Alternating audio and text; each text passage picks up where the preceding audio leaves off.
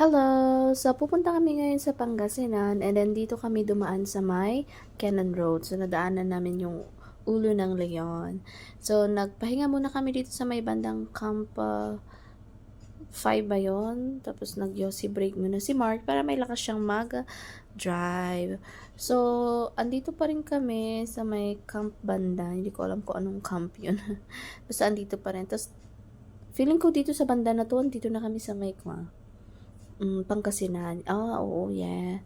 Andito na kami sa may Pangasinan. Hindi ko alam kung saang banda ito, pero I know that andito na kami kasi meron akong nakita kaninang tricycle. Oh, 'di ba? Yun yung sign. So by the way, pupunta pala kami sa may Manawag. Yes, so andito na kami sa Manawag, Pangasinan. And then sakto naman na meron parang blessings of cars and motor. So naisingit namin yung motor ni Mark kasi since nung nabili namin siya, hindi pa namin siya na ipapa-blessing. And I think this is the great chance para ipa-blessing. Tapos after noon, pumunta kami doon sa may bandang candle lightning. So, nagsindi kami ng candle and then bumili kami ng candle dyan. Yung candle is 10 pieces, 150 pesos. Tapos may nakita ko sa may harap ng gate is 10 pesos isa. So, napamahal ako dun sa una kong nabilhan. So, nagsindi lang kami ng kandila and then nagpray. Tapos yun, may pinuntahan kaming part dyan. Hindi ko alam kung anong part yun. Basta dun sa may mga statue ng mga characters sa Bibles.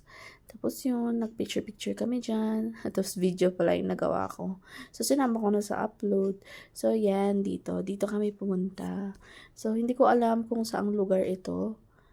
Basta, yan, yung may mga characters sa Bibles. Tapos, yung mga events, mga ganap doon. Tapos, yun, inikot namin yan. Naalala ko noon nung bata ako, nung punta ko dito is maganda-ganda pa yung paint niya. Pero syempre ngayon is matagal na rin. So, hindi na nila ni-repaint or ni-repaint ba nila. Tapos naging ganito ulit siya. Tapos ditong banda, doon banda is meron siyang bridge. Bridge, tapos may fountain. Dito, yan, diyang banda. Tapos natatawa ko dun sa mga bata na yun. Kasi parang wishing fountain yun. Tapos nag-shoot ng coins yung bata. Tapos sabi niya, sana po Lord, makrush back ako ni ganito. Hindi ko na maalala yung pangalan. So, kaloka talaga mga bata ngayon, no? So, may mga fish siya dyan. So, maghuhulog ka ng coin. Ayun yung fountain na sinasabi ko. Wala lang.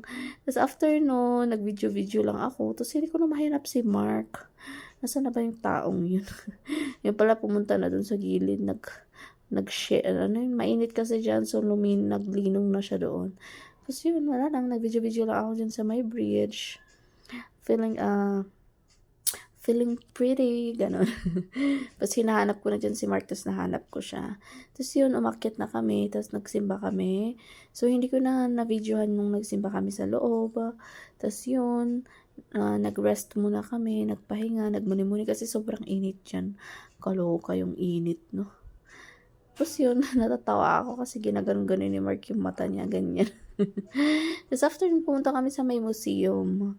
So, hindi ka pwede mag-video doon sa loob banda. So, dito lang sa may bungad. Kaya binidyo ko na lang siyang paganon. Para makita nyo kung ano yung nasa loob. Oo. So, maganda rin siya. Tapos, may aircon kaya malamig. Tapos, may naghihintay sa bus. So, bago kami umuwi is kumain muna kami sa Mang Inasal kasi ginutom na kami. So, si Mark, ang order niya is yung only rice. And of course, ako is yung one rice lang. Kunwari, diet tayo.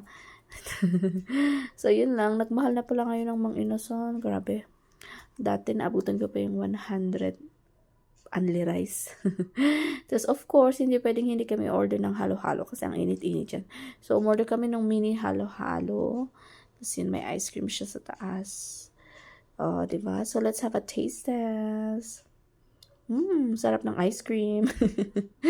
Parang wala akong nakita magbebenta ng ice cream doon. Meron siguro, hindi ko lang napansin. Tapos yun, after namin kumain dyan, is bumili lang kami ng pasalubong, tubig, tapos yung banana chips. Tapos yun lang, tapos umalis na rin kami. So, palang 3 hours lang kami dyan sa Manawag. Balikan lang kasi kami. 3 hours sa Manawag, tapos 3 hours din na biyahe. So, parang mga 6 hours din. So, yan. Akala ko sa Baguio lang may traffic, pati rin pala dito. Pero ang cute ng mga tricycle, no? So, yan lang. Bye-bye!